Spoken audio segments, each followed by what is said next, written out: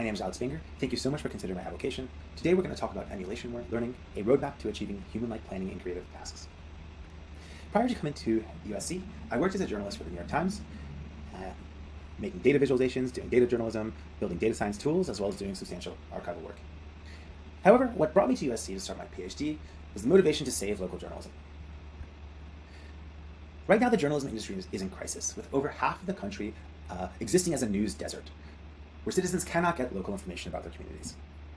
And so coming to USC, I thought, what can I do to reduce and facilitate the costs of doing journalism to revitalize these local communities? We started by breaking down the journalism pipeline, the process by which a story goes from an idea to a set of facts, to a draft, and to a finalized story. And we asked, what are tools and computational techniques that can reduce the cost in each of these dimensions? From predicting newsworthy stories, thereby saving the journalist the time of going to city council meetings and scanning local records, to recommending sources, to structuring information in diverse forms. Each of these tasks has the potential to save journalism's time and money. However, they raise important and unsolved questions. What is a newsworthy story? What is the right source? Let me illustrate this a bit more. If we are to build a recommendation service for sources, it must find a useful or correct source for the journalist as they are writing. But this is not a trivial question. For example, let's look at the story by a friend of mine, Sean McCreesh, about leopards coming to the National Zoo. What is a useful or correct source? Well, let's look at the sources that Sean used. He started off by talking to Brandy Smith, the director of the National Zoo, as well as looking at a press release. But then he quoted from the Holy Bible, and finally he called Tiger King. A source recommendation service would have to understand how the Bible or Tiger King would fit into a story that on the surface does not seem to be related to them at all. And this brings us to the core of our challenge.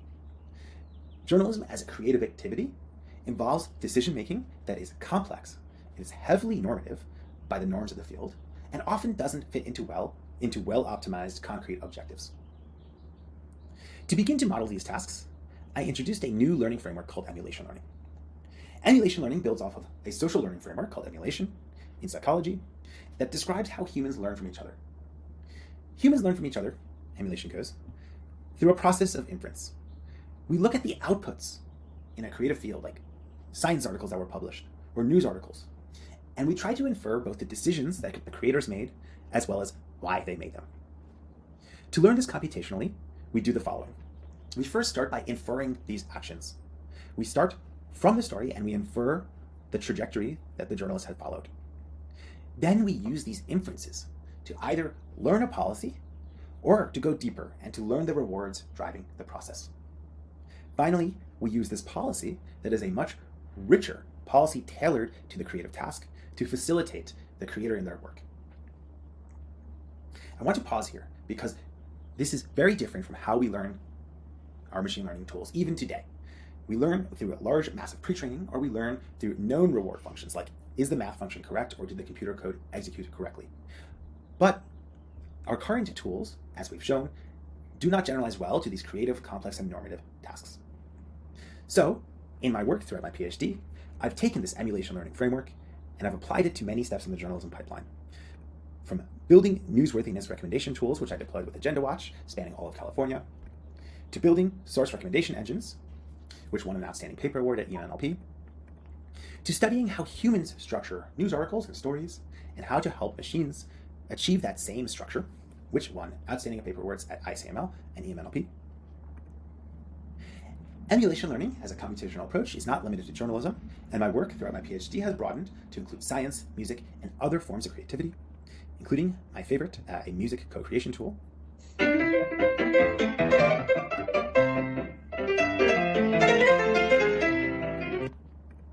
My work has had broad impact, including numerous awards, presentations, and a 4-year PhD fellowship. It's being used widely in industry, has led to multiple research directions and made substantial open source contributions, and finally is being used widely in classrooms, where I helped lead the AI in Journalism Education Task Force with professors at USC Annenberg. I'm currently at Stanford, where I'm pursuing a postdoc, and next steps after this, I will be a tenure track faculty member at the University of Minnesota.